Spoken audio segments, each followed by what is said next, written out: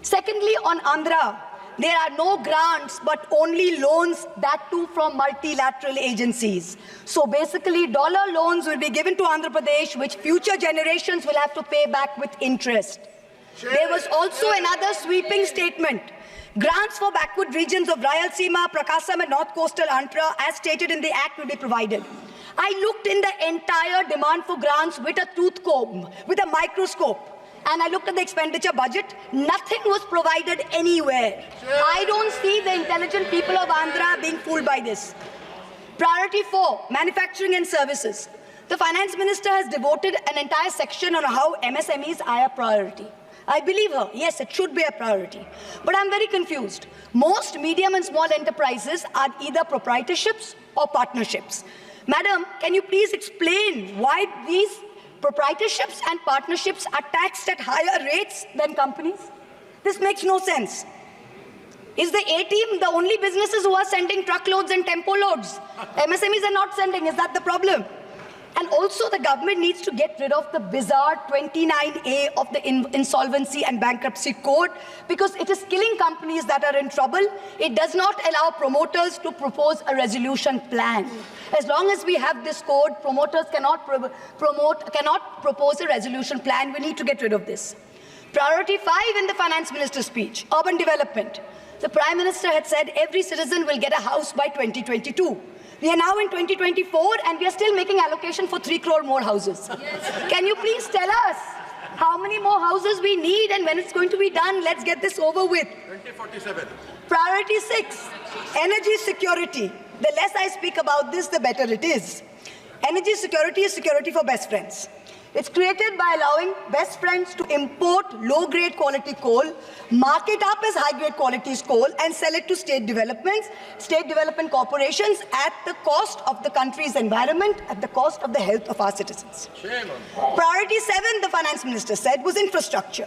She announced in a true style of Shagun that she is gifting the nation 1,11,111 crores. 111,111. This is flat on last year. Sadly, most of this will go towards crony capitalists. You'll make roads that have potholes, you'll have airports that leak, you will have bridges that fall out, and the taxpayer will pay for this. The budget speaks of private sector participation. But remember one thing, they bid out 6 airports to one company for a fee to be paid by the government.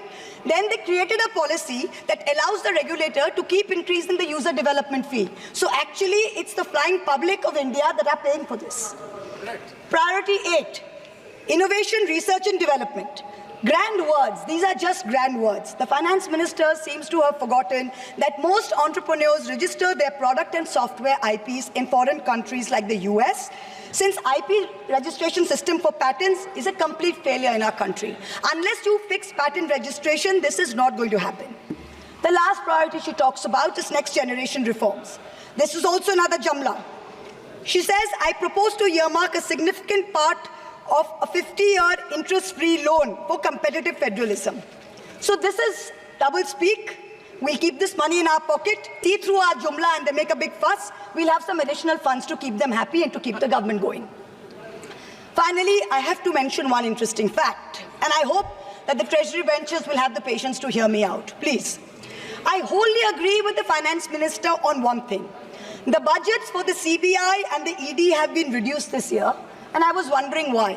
Is it because the voters didn't like the fact that you were using the CBI and the ED to go after the opposition and file fake affidavits? Or is it because you have outsourced the CBI and the ED completely to a businessman in Ahmedabad who is controlling the whole thing? Why have you reduced it? Number one, the former Maharashtra Home Minister highlighted how BJP leaders and agencies have threatened him to filing a fake affidavit.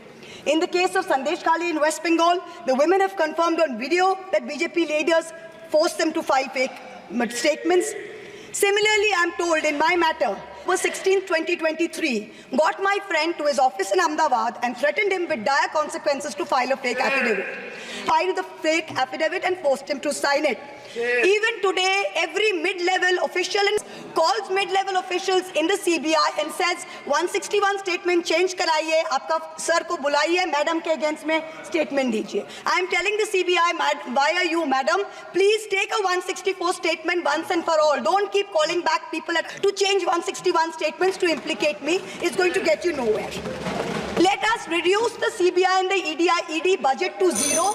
Let us, Mr. Adani, pay the full 1,500 crores. Let us outsource it completely to him. End of story. In short, this Kursi Bajao budget is a desperate attempt by the government to stick its head in the sand and act like that the mandate of 2024 never happened.